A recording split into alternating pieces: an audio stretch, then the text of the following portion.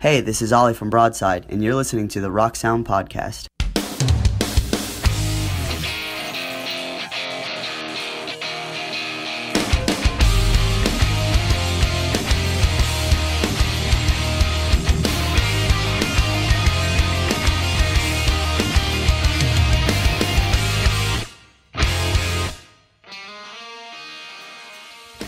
Hello and welcome to the Rock Sound Podcast. I'm Will Cross, junior editor at the magazine. Join me as always, Tams and Wills. How are you? I'm good, thanks. I'm back. You are back. How was your holiday? It was bloody lovely. Yeah. I had a really nice time. Lovely. But I missed you guys. Oh, we missed you too. And Jack Rogers, how are you? Hello, Will. You good? I didn't go anywhere. I'm in the same. You went to see American Satan last night. I did go and see American Satan. It is wild. Just go and see it. Like I could talk for an hour about it. Just go and see it. Man, cannot wait. So last week we had, of course, Jenna McDougall and Jaden Seeley. Really, really brilliant stuff. Jenna's chat was extremely emotional and frank, and as I say, I didn't know what to expect going in, so that was absolutely amazing. And then Jaden talking about the new WithCon album. It's nearly done. Really, really exciting stuff. So we cannot wait for that. Subscribe to us on iTunes. Follow us on SoundCloud.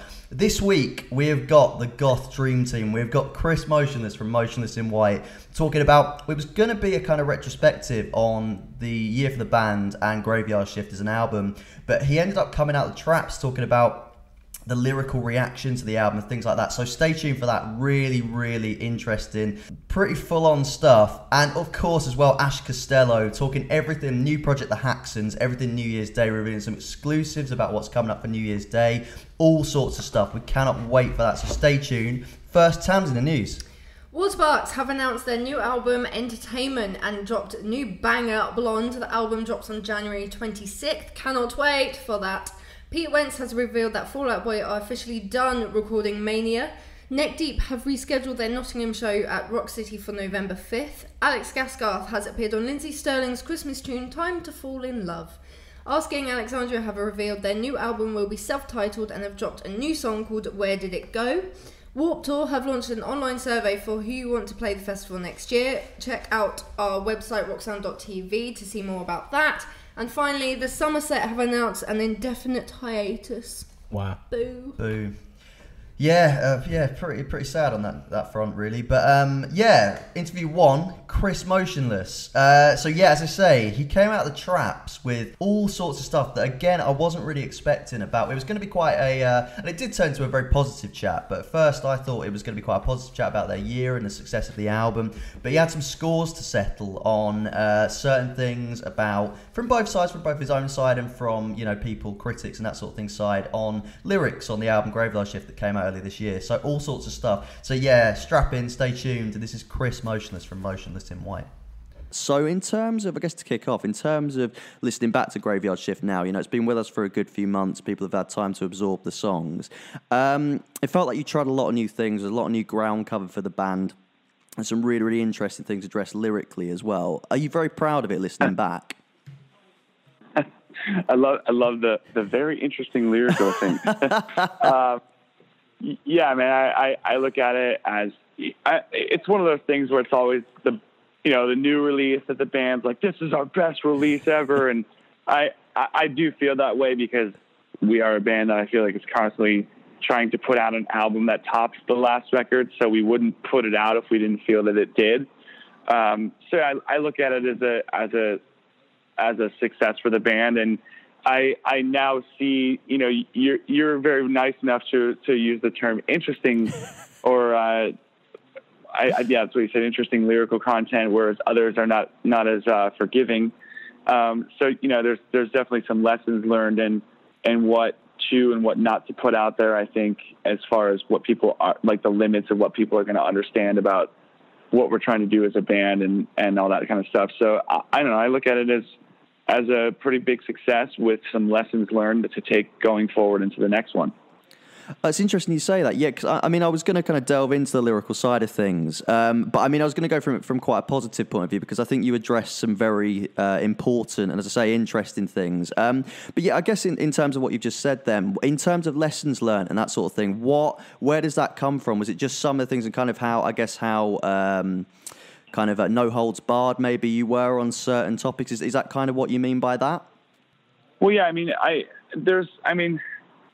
think I guess I kind of took for granted that people were a little bit more under the impression of where the band sits with that. On our last record, we really tried to make efforts to have songs that were, you know, a lot more serious, a lot more where the lyrics are very formal and very forward into what we're trying to say. But there's also songs on the last album that are just kind of out there just to be entertaining and meant to be fun, and not the complete opposite, not taken seriously. And with this album, I took that even further, where I started kind of bringing in that not so serious lyrical content into songs that were serious. And that's something I thought was going to be okay, but now realizing that even the fans were kind of just like, that's interesting. I don't want to do that again, because I don't want to ruin a song to a listener because they can't exactly seem to understand or don't really like the combination of the not so serious and the serious. As far as songs like, there's a song in the album on the new one called Not My Type that is literally meant to be the most ridiculous song ever written, and it's very inspired by our love for the horror genre, and it's just meant to be an entertaining song. And I saw a lot of people that were just kind of like, what the fuck is it? Like, what is this? Who wrote these lyrics? And I'm like, I just want to reach out to these people and be like, why are you saying this in such a serious tone? Like, at what point could you have read any lyrics from this song and thought, this band is really serious about what they're saying? Like, no, it's meant to be stupid and funny and give you a break from all that seriousness of the other songs. And I think the most negative thing for me that I took away is that because of a lot of those moments in the album, nobody looked at what I thought to be some of my best lyrical content ever written. I got I don't need praise or anything like that, but of course it's nice to see that people could pick up on positive things. I got no praise that I could recognize on any of the lyrics that I thought were some of the best lyrics I've written, because so many people were so focused on the lesser serious or the dumb, ridiculous, over the top lyrics. And that's what I mean by lesson learned. I feel like the band may have taken a bit of a hit because a lot of people who could have liked the songs and could have liked the music were kind of really thrown off by the lyrics. And that has happened to me with other bands that I've listened to, where I could just be like, I really like this band, but I just don't relate to the lyrics, or I think the lyrics are bad or just something completely out of what if it's like a Christian band, then I might like their music, but I can't really relate to the lyrics. It's definitely off-putting. So I understand where that's coming from, and that's what I mean by lesson learned. Yeah, because I mean, as I was going to say that, for songs like Not My Type, there is a real positivity to them in that, I remember you did a feature with us earlier this year, and you said it's actually, you actually wanted to kind of vocalize a message of kind of self-acceptance and things like that with that song, a song like Rats as well. And was it, so in that sense, was it kind of, you wanted to focus on these more serious, important topics, but you kind of, because, the world's such a mess right now and, everything is so depressing, I guess, was that a kind of a way of, like you say, just adding a bit of a fun vibe to that as well, and kind of, I guess, making it so that people were still getting these messages, and still, you were still very much talking about things you cared about, but it was a way of kind of doing that in a fun and, I guess, accessible way. Yeah, it was meant to be one of those things that I feel, I guess where it's coming from is similar to what you said, in that I feel like a lot of people look at our band like we take everything so seriously, and we just kind of like, we just sit there and think like we're the most serious, most, like our message is our message. And if you're not willing, like we have that attitude towards it, and we don't, at least not anymore if we ever did. And I thought that this would be a good way to show people that the band isn't just sitting there being, little crybaby, negativity-ridden kids about shit. We're a band, and music is meant to be entertaining, and we felt that we were doing a good job at mixing it up throughout the songs. Where you have a song that's, the first track on the album. It's even funnier that there actually are serious messages behind some of the songs that are, like Rats. there is a serious message behind it. It's just the lyrics are a little bit more, I guess, flamboyant. It would maybe be the word. And I guess it just didn't come across the way that maybe we thought it did. And whether that's a listener error, a writer error, or neither, or both, it just is what it is. But I still think I'm really proud of the songs, and they were meant to be that break from all the seriousness and all the negativity that is constantly around us. Yeah, 100%. Because I mean, as well, I remember you sort of talking about the song "Soft" as well. I mean, do you think on that kind of tangent? I mean, do you think that there is a sense of maybe slight extreme political correctness? Especially on the internet right now. Obviously there's some very important things being discussed, but there seems to be this culture of people wanting to rip things apart in every possible little way. And I mean, do you think that actually can kind of make positive things and positive discussion quite into a potentially quite negative thing? Yeah, I mean, with that song in general, the entire approach for that was to have that it's to like put a very sarcastic, very like challenging attitude towards these people that are like that. A lot of the lyrics of the song are very. I felt like if I was going to be addressing those people that you're referring to, I didn't want to be on the same level as them and be another person that is equivalent to going on Facebook bitching about Facebook. Like I hate that kind of shit. Or I didn't want to be a person that has, a fucking Trump sign in my front yard and then goes on the internet and complains about Donald Trump or the political system. Like I hate that mentality. So when I approached that song, it was meant to be very sarcastic and very challenging to people who are so negative and will go on the internet and rip everything apart. And that's why those lyrics are that way. They're meant to be like, just like, I don't even know what the proper expression is other than just sarcastic and like, oh, what's the matter, crybaby? What's wrong? Like the song was there you go. It was supposed to be like I was addressing a crying child. And that's why I say crybaby so often. Or like talking to people the way that people talk to animals, like, oh, what's wrong, and challenge that. And I guess that just did not come across to some people, but maybe did for others. And I guess I'm happy that it did for the ones that got it. With songs like Loud and things like that as well, I read some really brilliant stuff as well about, you were very inspired by workshops that you did at Warped Tour and things like that last year. And, that must have been really, really amazing and inspiring. I mean, take us inside those experiences a little bit. Like, they obviously affected you in a huge way, for you to kind of channel them into these songs. Like, take us inside that a little bit. How was it meeting, fans and people that were just, that you could share experiences with and things like that? Dude, it was there were some of the most intense conversations I've had in my life in those meetings. You mentioned Loud being a track that reflects those meetings, and then there's another song on the album, Voices, which is essentially it's just two songs about the exact same story. There's like the light and the dark version of the same story. Every day I wasn't even really sure what to expect. I was just kind of going in there and wanting to see how the fans took it every day. And there's obviously a very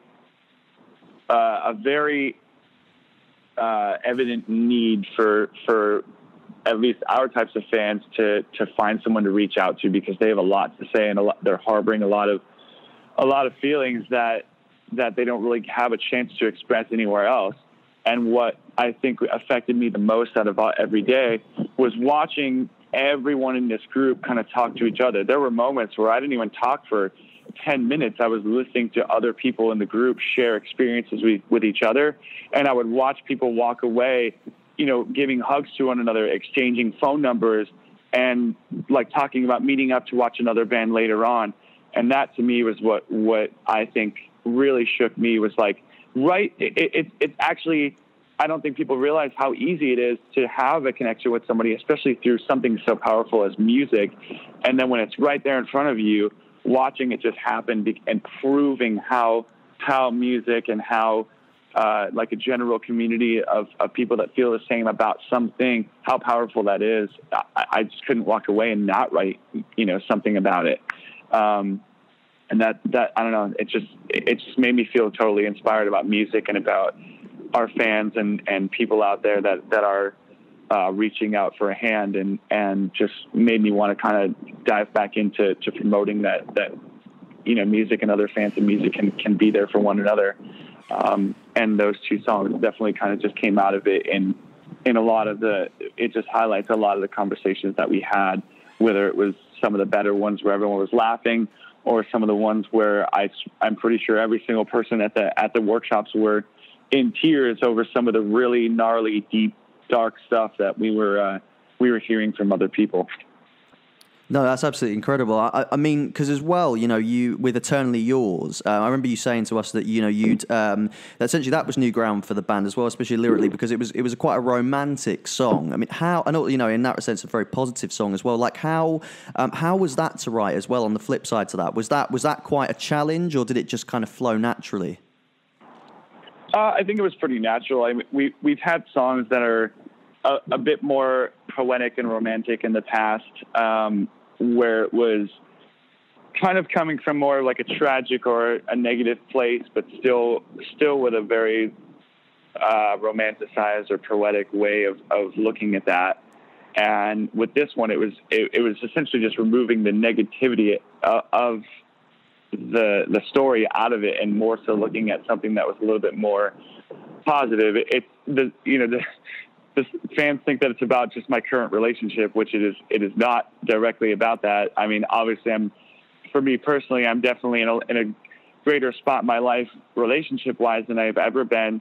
But it's not just like me being like, hey, look at me, I'm super stoked on life and my relationship now. And that's what this song is about. It's not that. It's not just that black and white. It's a story that I created because fans really enjoy a lot of the songs that we've had that have been based off of like characters from movies, and my take on putting myself through their eyes.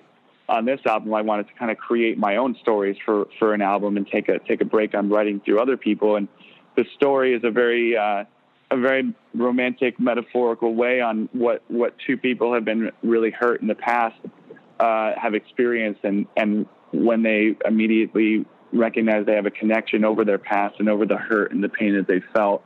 Eternally Yours is about this metaphorical afterlife, which is that pain and that brokenness that you felt after years of negative relationship aspects in your life, and two people bonding over that. So it's a lot deeper than I think people think that it is, and that's something that did come naturally to me because it was just something that I needed to write about.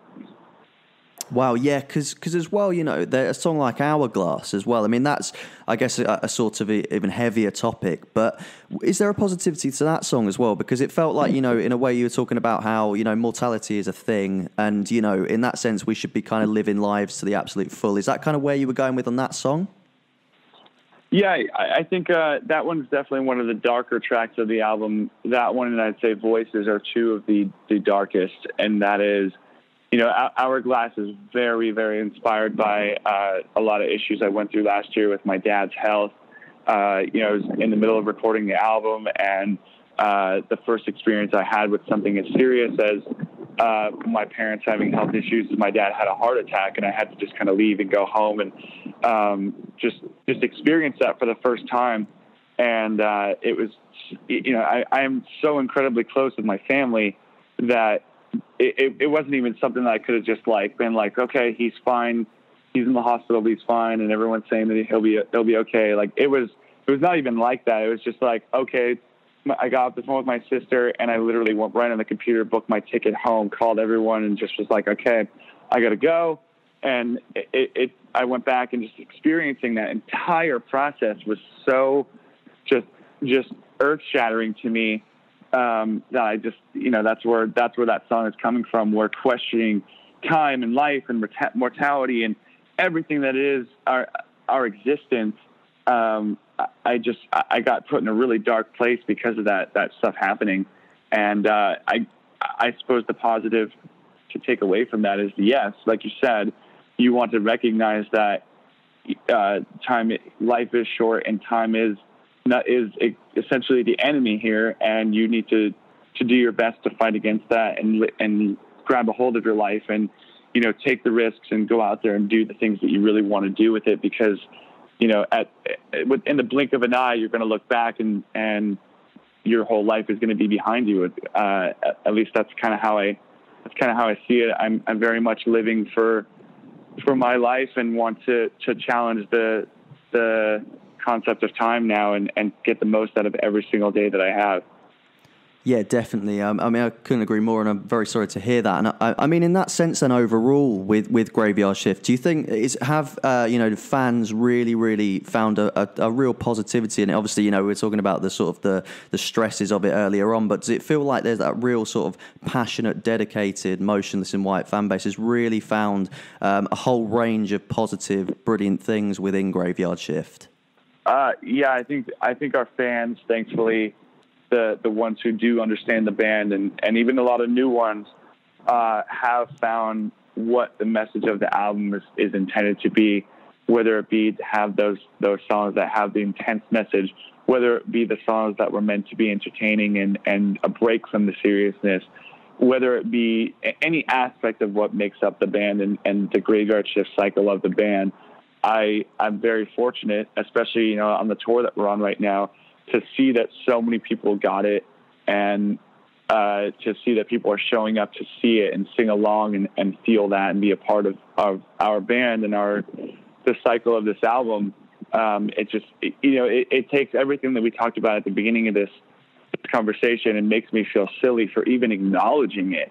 And I guess that's something I need to get over myself is we started off talking so much about all the negativity that we've gotten, but really when you come out and see these shows and you witness the faces of people when you're singing the same lyrics back with one another and seeing all the fans that have supported the band, it's just so much stronger than any of that negativity could ever really amount to, and it makes me feel so stupid for even acknowledging it, but it is a part of what frustrates me continuously, and I guess that's why I keep going back to it, because I'm just a inherently angry person. So I'm just so happy for our fans that they get it, and that even in albums where maybe some people didn't quite get it or didn't quite love it, they still stick around and they still want to be a part of the band's growth, and that's just something that I feel like I could never have dreamed of accomplishing, and I'm just so grateful to them for being around for everything.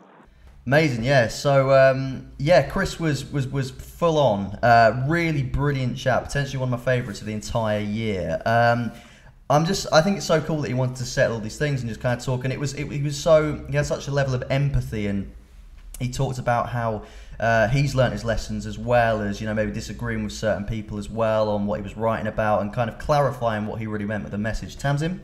I mean, I think we all need to go back and listen through the album and actually kind of like listen properly to the lyrics and what he's saying into it, because I feel like a lot of people, as he said, have kind of overlooked what he was actually trying to say in the songs. So I think everyone just kind of needs to, if you're a fan, if you kind of heard the album and was like, what the hell is this about? What is going on? Go back and actually listen to the songs now, listen to the words that he's written, and hopefully they'll make a bit more sense. But I also really liked what he said about Warped Tour, all the emotions and doing the workshops and how important they were to him and how they influenced a lot of his writing. I think that was really, really cool. Yeah, for sure. Jack? I just think the biggest thing from it was that no matter how old you are, you never stop learning and you never stop picking up things. As he said, that he's learned his lesson from these things that he had and some of the things he said, and maybe the way that it was put across, and a lot about his own empathy and humour and sort of thing. So I think it's something to say about everyone, that it's you never know everything, and even if you've been in the game for 10 years and done everything and seen everything and released all his albums, you've never reached the top. You should never put yourself out from bettering yourself and picking up other bits of advice. Definitely, yeah. So just really, really, he's such an inspiring character, and I think it sets a real kind of example of how brilliantly honest people can be and people in bands can be, and hopefully just hear much more from him in the new year. Big up Chris Motionless. Jack? It's listener questions. Blah. Alltime_Martha has asked us what our opinions on the new Waterparks song is, which I think is a really nice place to start, by just saying banger.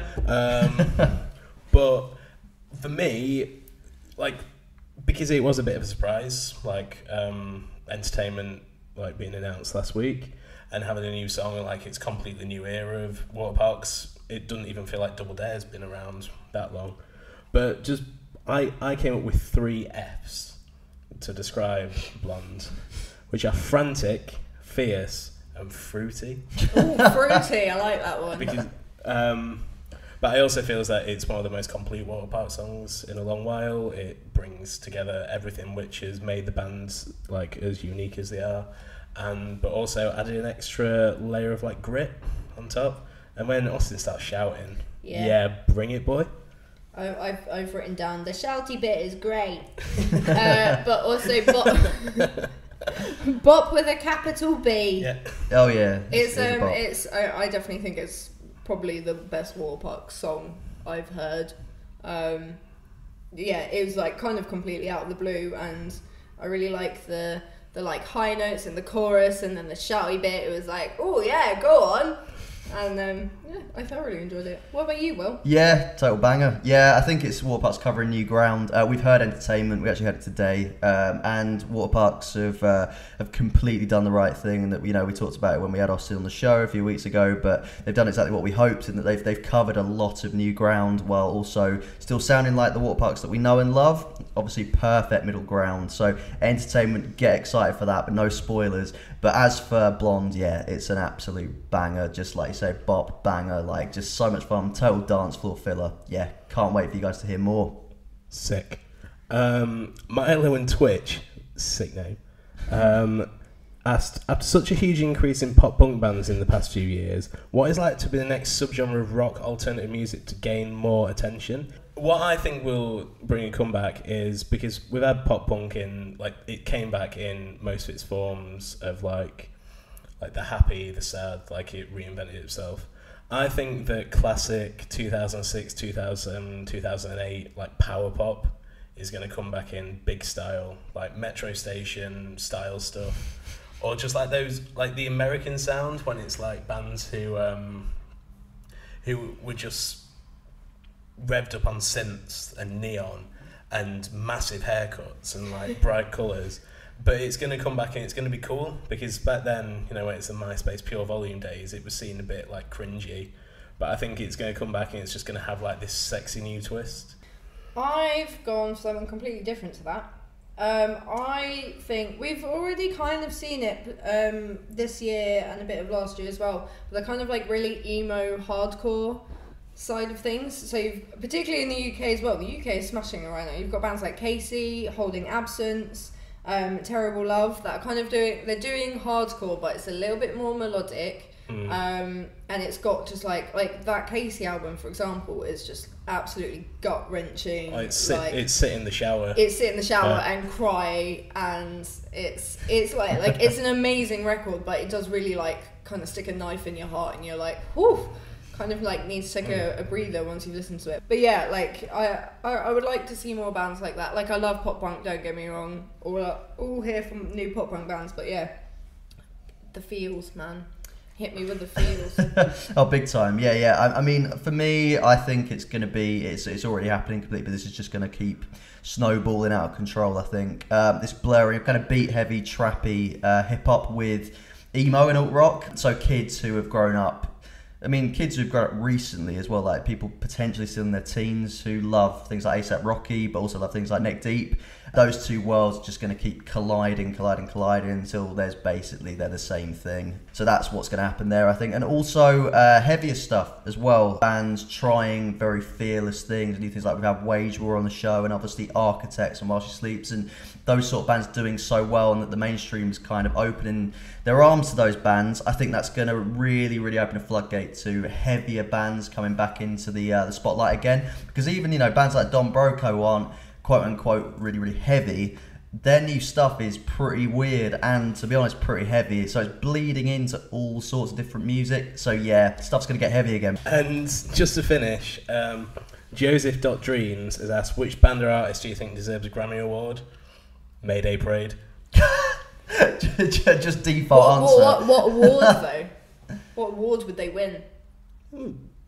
Well, All of them. I don't know any particular Grammy Awards. I think they were best most emotional career or like best sad jam. Grammy. And the Grammy for the best sad jam goes to. But yeah, Mayday Parade all day. Sure. I've gone for Broadside for making the best pop punk bangers of the year. Good shout. I would have gone for Let Live, but they are no longer a band. So I'm going for Neck Deep because they are the best band in Britain, on with Architects, who can also have a Grammy. So yeah, Neck Deep and Architects, basically. Thanks everyone. Love you. Love it. So shop.rocksound.tv. Of course, the Falling in Reverse bundles are very much on sale. You can get the deluxe bundle if you're a Falling in Reverse diehard or just want some really, really cool stuff. It's 2 limited edition Falling in Reverse covers, an exclusive tote bag, exclusive pin badge, hand signed poster print by Mr. Ronnie Radke himself, and a really, really cool huge sticker sheet. You can get a sticker bundle, which is the 2 limited edition covers and the sticker sheet. So super, super cool. Loads to get involved with. The actual cover story itself, done by editorial director Ryan Bird, fascinating look into Ronnie Radke and Fall in Reverse. Their year.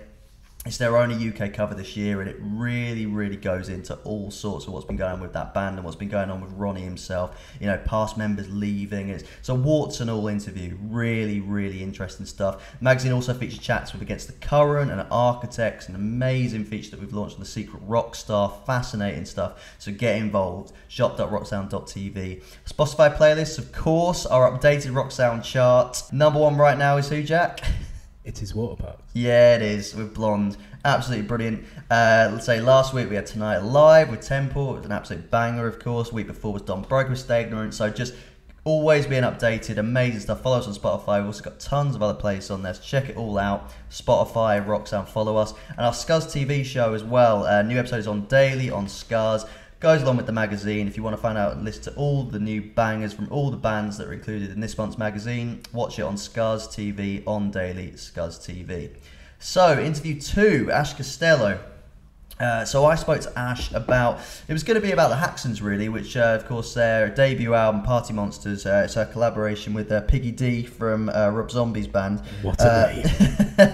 It was going to be about that really, and the album that's come out, which our advertising director Ben Crodgington absolutely loves, but it actually turned again, it kind of transformed into a chat about all kinds of stuff, and kind of where the future of New Year's Day is going to go, and just told me some stuff about what their releases are and about potential of an album and what happened there before they went to Warp Tour. Fascinating stuff. So yeah, here we go. Ash Costello.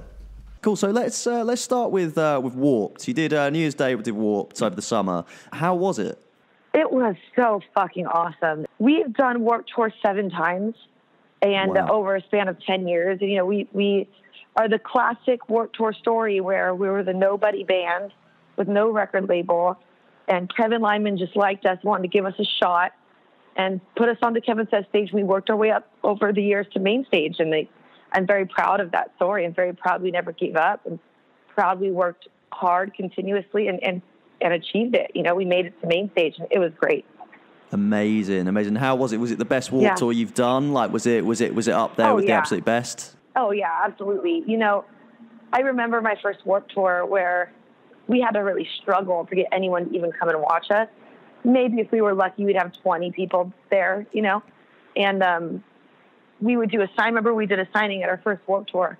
We only did one signing because we showed up to the table and no one was there to meet us. So, and that memory, I kept replaying in my head over and over when we would walk on stage to hundreds and hundreds and hundreds, thousands of kids, and do signings that would last hours. You know, we'd have to cut it off. We could hear the security people over the radio saying, like, New Year's Day signings causing a fire hazard. So it just was really, really cool to know where we started and where we came from and where we've ended up. And it was just really satisfying. Oh man, that's so cool. So in terms of with the Haxans album then, in terms of timeline then, was that recorded before you went, I guess it would have been recorded before you went off to Warped. Can I take us inside that process? Like, how was it kind of doing that and then heading off onto Warped with New Year's Day? Dude, the Haxans record took 3 years to make. It took a long time. When I say that, I still can't believe 3 years have gone by. Because I met Piggy years and years ago at the Metal God Awards. You know, we just bumped into each other on the red carpet. A mutual friend introduced us, and it was like separated at birth, you know, twins. We just had so much in common. But that was years and years and years ago. So he goes, are you interested in doing this project with me? But between me always touring with New Year's Day and him touring with Rob Zombie, it was hard to find time to focus on a whole record. So we do, you know, 2 or 3 songs 1 week that we were both home at the same time, and then 6 months would go by and we'd have another week we were both home at the same time, and then, like, you know, another 6 months would go by and here's another spare week we have. So it actually took a really long time, but we finished it right before this Warped Tour. Amazing. So was it kind of pieced together over those 3 years then? So it was kind of like every time you had a bit of time to write together, you'd make use of that and that sort of thing? Kind of how was that process? Yeah, it was basically any chance we were scheduled at the same time off tour, we would get together at his house and write music. So, man, there was no rhyme or reason. It was, like, again, it was really hard to schedule anything. We just kind of had to go with the flow of it. And, you know, we had to just cross our fingers and hope for the best, honestly. I never, like, push the timing of anything, and he's the same way. But he's more like that than me, which is a good thing because I'm not.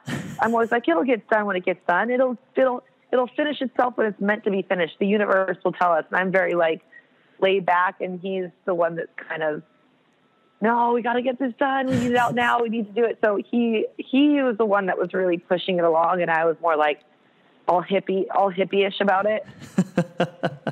Amazing. So in terms of it sonically as well, it's like it's a real opportunity to be creative in kind of a different way, because there are links to New Year's Day, but it's sonically quite different.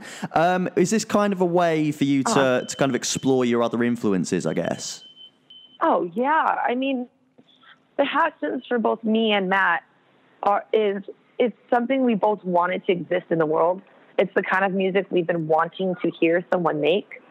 So we just took it in our own hands and made it for ourselves, because you can hear Rob Zombie influence. You can hear New Year's Day influence. Of course, those things are in there, but it's got its own thing, man. It's got like some funky 80s funk Prince going on. And, it's, I don't even know how to describe it. It's just classic rock meets funk meets, classic Halloween party vinyl from when you're a kid. And, it's being described as like your Halloween party record, but it's a year round. It's awesome. It's awesome for year round. It's not just a Halloween thing, but I can see how people would easily call it that just based on the way him and I look day to day. I can see why anyone would describe it like that. Definitely, because like you've got songs like Dirty Magic, which are quite, like you say, I mean, there's so much going on, but that's pretty dancey, and it's got a kind of electronic hook to it, whereas like Lights Out has almost like rock and rolly stomp to it. So it's a very eclectic record. Is that something that you really, really wanted to be the case going into it?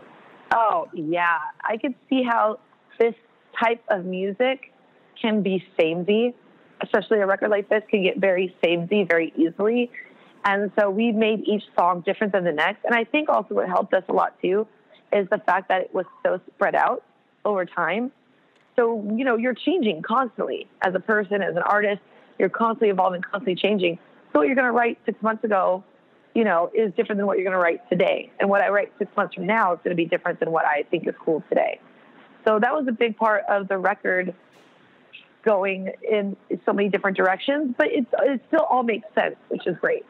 It still all makes a cohesive record. And we're really happy with that, because that's what we wanted. And at shows, like, we would talk about, well, what kind of music do we want to be playing? What's the show? What would the show be like? And we both agreed we don't want to see headbanging or moshing. Like, we want people dancing. Literally, we'd always say shaking a tail feather, old school Ike and Tina Turner dancing in the aisles. So they really focused on that. That was like our one focus on every song, was we just want people to dance. Even if it's more of a rock song than a dance song, we just want them dancing. So there was a real kind of fun vibe that you wanted to go for with it. Oh, yeah, 100%. We didn't want to take anything seriously at all. Not even a little bit. Amazing, yeah, because especially with like the videos as well you've released so far and that sort of thing, there's such a kind of cool kind of like, it's like a sort of, they're very unique looking and there's such a fun dancey vibe to them. Is that kind of like, Thank you. Oh, pleasure. Like, is that kind of like, I guess with, as the album comes out and everything, like with the album coming out and with fans finally hearing everything, is it kind of like a really uplifting kind of record? Because obviously New Year's Day can get pretty dark and pretty heavy and that sort of thing. Is this kind of the flip side to that, I guess? New Year's Day is very heavy, and the messages in it are heavy, you know? And I go for that with New Year's Day. New Year's Day is my therapy in that aspect. I take it I don't want to say take it more seriously than I do with the Haxans. That's not what I mean. What I mean is the message is a bit more serious. I don't look at a New Year's Day, so I'm like, let's just have fun and roll around in the aisles. That's not really what I go for with New Year's Day. But with the Haxans, all of that went out the window, and I think just personally, I needed that too. I needed that to happen. And the video, so I can't take any credit for that. That all comes from the genius mastermind of Piggy.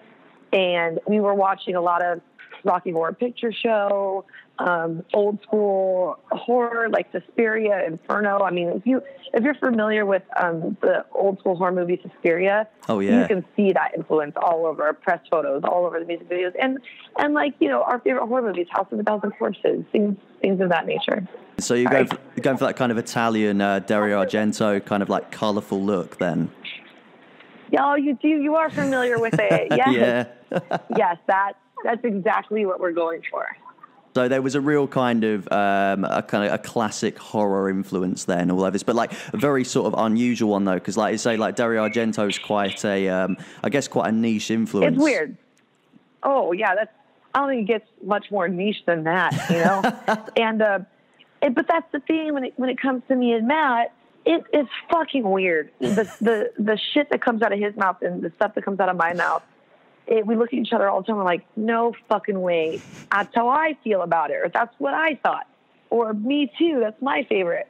And when we were talking about Suspiria and how much of a major influence that's had on us, but we've never gotten to show that in music, we were both like, dude, now's the time. Now's the time to go there. It's just really cool being on the same page, and it's really cool being in a band with just one other person, which I've really enjoyed. Yeah, definitely. Did that kind of, did that lend to, I guess because it was just the two of you bouncing off each other, did it feel like it was a much more kind of, not focused, but a much more kind of like, I guess you had total control, you and Piggy had total control over it, I guess. Did it feel like that? Oh, yeah. 100%. I mean, honestly, with New Year's Day, we've always had big producers and management and lots of other outside opinions, and I've learned to live with that. And it was really nice to let that go completely because it was just me and Matt.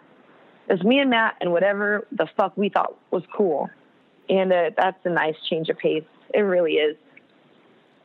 Amazing, and it sounds like you say. I mean, it sounded like you were saying that you really needed this album. Then was it a real kind of, was it a release then from everything else? Was it a way of kind of allowing yourself to indulge those other interests and kind of have a much more kind of a project that you could control a lot more? Was that really therapeutic in that sense?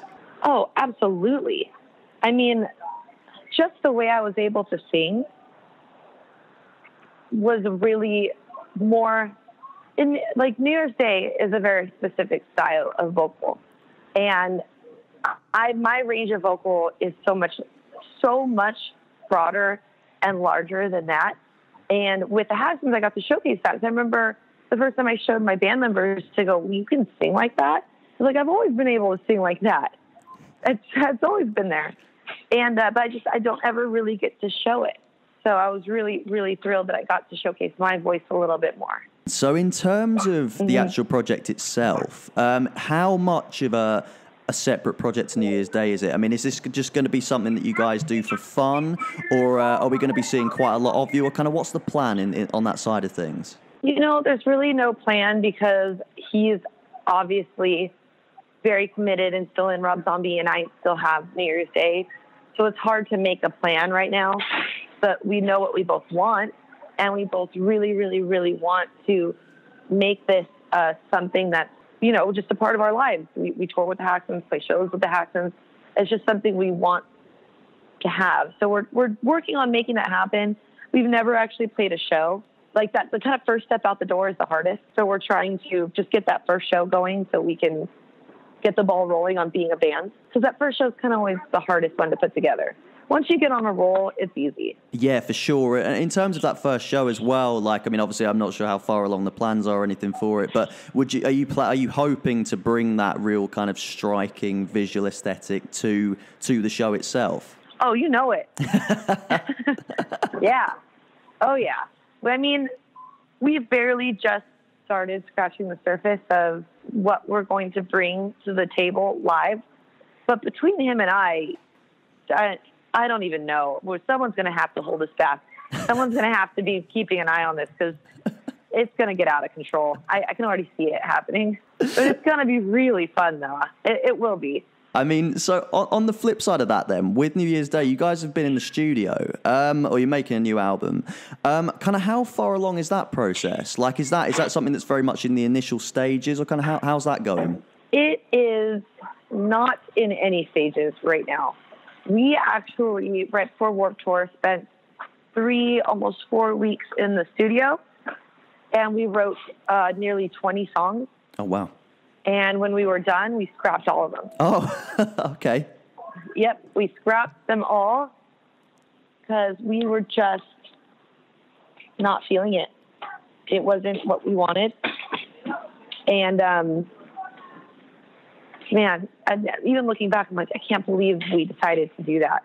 Because, we even though it didn't turn out the way we wanted it, we put in a lot of hard work. And even if the song doesn't come out the way we want, the song took a lot of hard work. So we listened to all the songs and we decided to scrap all of it. And that was right before Warped Tour, and we didn't have time to do anything else. So when we got home from Warped Tour, we go, okay, it's going to be a while until this next album comes out because we're definitely feeling the pressure on this one. And the way New Year's Days always work is we have a record label or management team telling us, you have 30 days to finish this record, and that's it. It's done. It's coming out. Because, X, Y, and Z depends on its release. This time, we all agreed that we're going to let the album tell us when it's done. There's no timeline. There's no limitation. When the album is done, we'll know it, and that's when we'll say it's done. So we know it's going to be a while. So in the meantime, in the month between Warped Tour and the tour on now, we did an EP that we're going to release next month just to kind of hold everyone over. And we did an EP of our favorite songs that we covered. So I'm actually really excited about it. Cool. So the EP is the covers? Yeah. It's 5 covers, 1 original song. And one of the covers we're playing on this tour, and we decided to cover Pantera's Fucking Hot Valve. Oh, man, cool. And, which was really important to me to do because it's one of my all-time favorite songs. It's collectively a favorite New Year's Day song. We're all huge Pantera fans. And I just really wanted people to see that a girl could do it just fine. Because when I first pitched it, they're like, oh, I don't know. Like, they go, it's really hard. You think you can? I was like, are you fucking kidding me? I was like, give me the fucking song. Let me show you. And so it came out brilliant. And we play it every night. And it's just so cool to be a female shredding that song, A New Butthole. I cannot wait to hear that. So in terms of the EP then, the covers that are on there, is it completely metal based or is it a range of genres, or I don't know, maybe you can't give that away yet?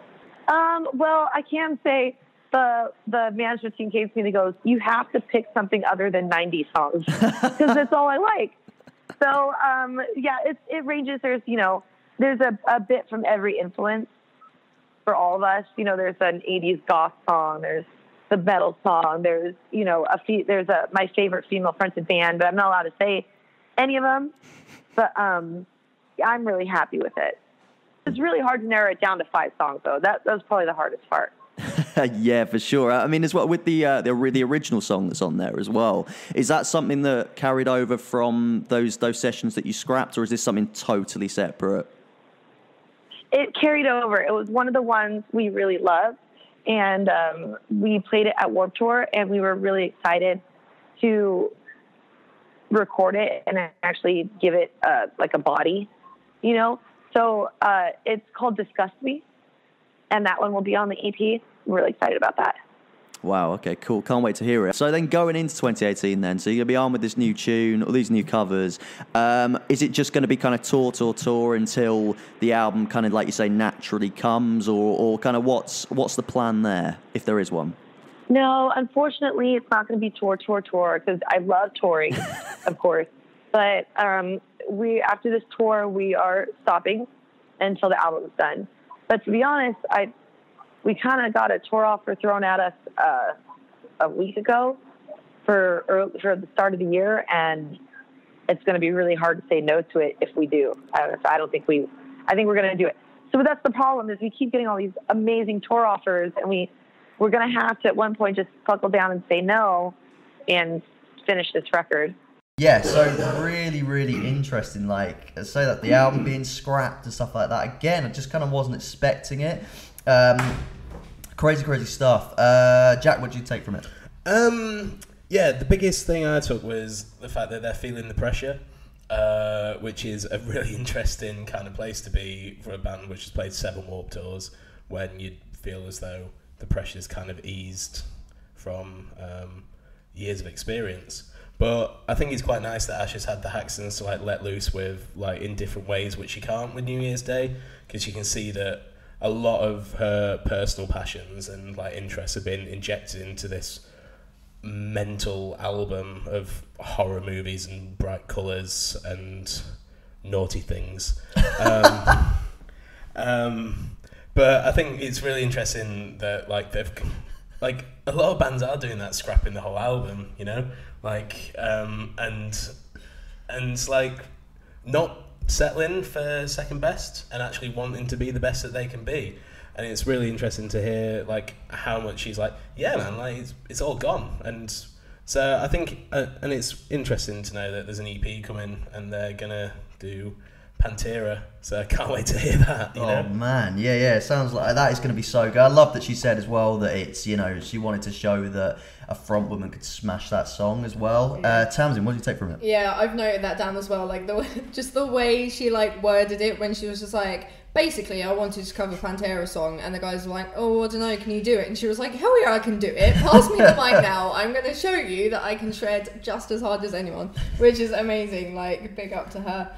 And I think it's really nice to kind of hear her, like, the Haxans is obviously a project which, as Jack said, it kind of allows her to let loose. She doesn't have the pressures of labels and managers, and which, as she said, she's kind of got used to with New Year's Day, having other people's opinions on the music and what they do and what they don't do. So I think every artist needs that project where they can just kind of do what they want. Like, even if it takes 3 years to make an album, like that again, it allows them time to just kind of change bits and write new things and put their own real twist in it and kind of just do what they want to do.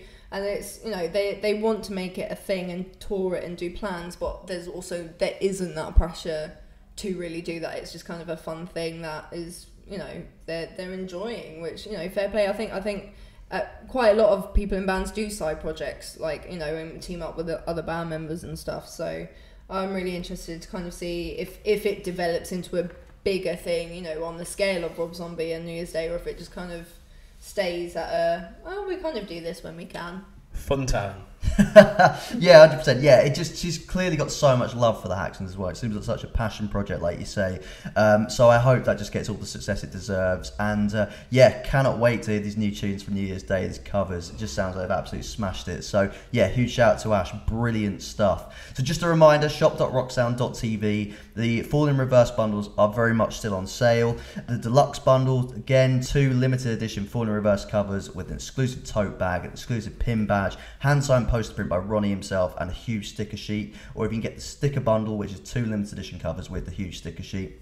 Fascinating cover story, one of the most fascinating characters in our world. Really, really brilliant. Also features chats against the current architect, Seeger Rockstar, so much more. Brilliant stuff. Follow us on Spotify as well. The Rock Sound charts updated weekly. Follow us on there, and Discuss TV show is also on daily, so check that out and read along with the magazine for all the new bangers from all the best bands around the Rock Sound world. So yeah, come to an end. That has flown by. Always does. It really does, yeah. You guys have a good time? Oh, yeah. Always. Yeah, I've had a really gothy time this week. Gothy time. Yeah. I feel like we need to go home and practice our eyeliner. Can't wait for that. See you guys next week. Yeah, see you later, boy. Bye. Love you. Bye.